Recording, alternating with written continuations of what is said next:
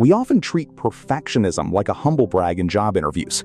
We say, "I'm just too much of a perfectionist," as if it's a secret superpower that makes our work flawless.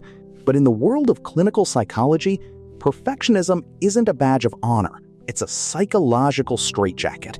It is the voice in your head that tells you that good is never enough, and that anything less than flawless is a total catastrophe. It isn't about the pursuit of excellence. It's about the avoidance of shame. Today, we are breaking down the prison of perfection. We will explore the 10 psychological pillars that explain why the need to be perfect is actually the greatest obstacle to your success, your creativity, and your happiness. The difference between excellence and perfectionism. The first pillar is understanding the healthy versus unhealthy achievement. Excellence is approach motivation. You are driven by the joy of doing something well. It is flexible and allows for growth. Perfectionism, however, is avoidance motivation. You aren't running toward a goal. You are running away from the fear of being judged. Excellence focuses on the process. Perfectionism focuses on the perception. For a perfectionist, the work is not a craft. It is a shield. If the work is perfect, they believe they are safe from criticism. But because nothing is ever truly perfect, the perfectionist is never truly safe. The all-or-nothing mindset. Perfectionism thrives on dichotomous thinking, also known as black and white logic. To a perfectionist, there are no degrees of success. There is only perfect and there is failure.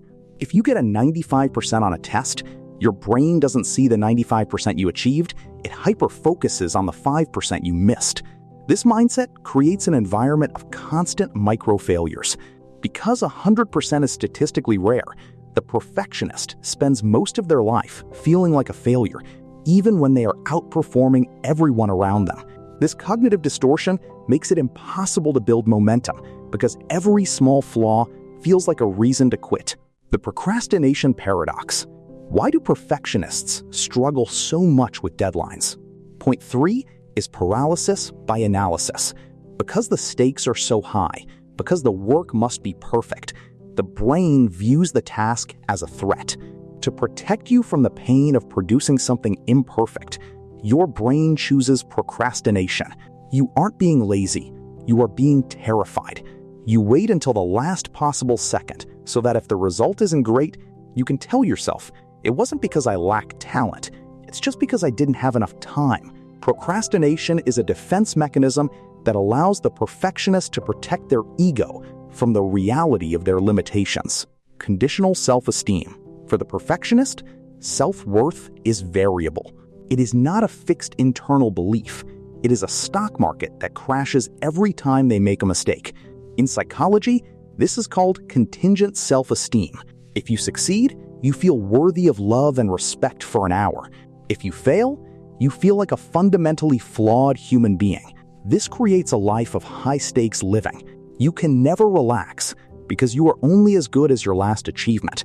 You are a human doing rather than a human being, constantly performing for an imaginary audience that you believe is waiting for you to trip. The inner critic and the superego. Point 5 is the neurological voice of perfectionism, the malignant inner critic.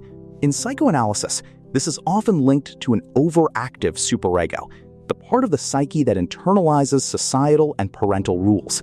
The inner critic doesn't just point out mistakes, it shames you for them. It uses language like "you should have known better," or "everyone is going to see how incompetent you are." This internal dialogue keeps the body in a state of chronic stress. Your nervous system is constantly flooded with cortisol because you are living with a bully inside your own head. You are your own harshest judge, jury, and executioner. The erosion of creativity. Creativity requires the willingness to be messy. It requires play, experimentation, and, most importantly, bad first drafts. But point 6 is how perfectionism kills the muse. A perfectionist cannot play because play has no guaranteed outcome. They cannot experiment because they are afraid of the waste of a failed attempt. This leads to creative stagnation. Perfectionists often find themselves doing the same safe things over and over again because they know they can do them perfectly. They trade the possibility of genius for the safety of correctness. They become high-functioning robots rather than innovative creators. Social perfectionism. Perfectionism isn't just about what you produce, it's about how you appear. Point 7 is impression management. You feel you must have the perfect body, the perfect relationship, and the perfect social media feed. This leads to a profound sense of inauthenticity. You stop showing people your true self because you are afraid the real you is messy and unlovable. This creates a deep sense of loneliness. Even when you are surrounded by people, you feel like a fraud because you know they are only seeing the curated version of you. You are trapped in a cage of your own branding, unable to connect because connection requires vulnerability. The genetic and environmental roots. Where does this come from? Point 8 explores the psychogenesis of perfectionism. While some of it is temperamental, much of it is learned. Children who grow up with conditional positive regard, meaning love was given only when they got good grades or won trophies, learn that their value is performance-based. They develop an anxious, avoidant attachment to achievement. They believe that if they stop being the best, they will lose their place in the family or the world.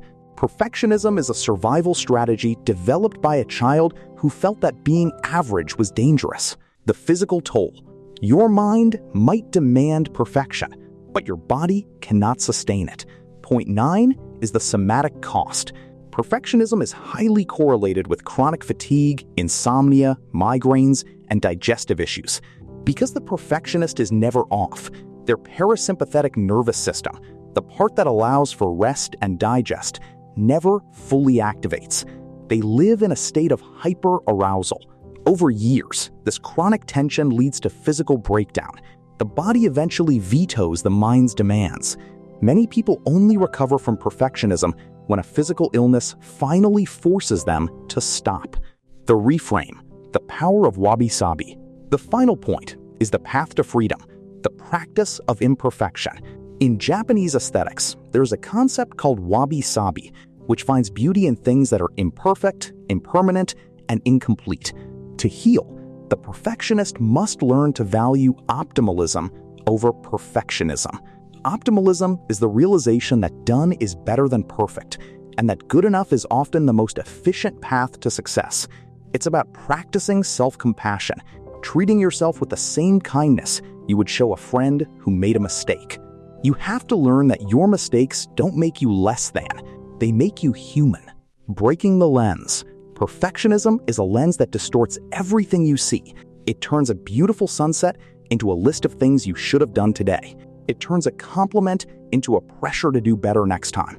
It turns your life into a performance. But here is the truth. The people who love you don't love you for your perfections. They love you for your quirks, your struggles, and your messy human heart. Perfection is a wall. Vulnerability is a bridge.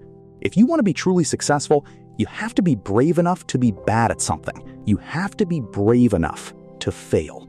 Because on the other side of perfection isn't failure, it's freedom. In the end, perfectionism is not a standard to live by, but a weight that slowly reshapes your identity into fear. It convinces you that your worth is something to be earned again and again, instead of something already inherent in you. But real growth begins the moment you allow imperfection to exist without punishment. Mistakes are not evidence of failure. They are the raw material of learning, creativity, and resilience. When you loosen the grip of perfection, you don't lose control, you gain perspective.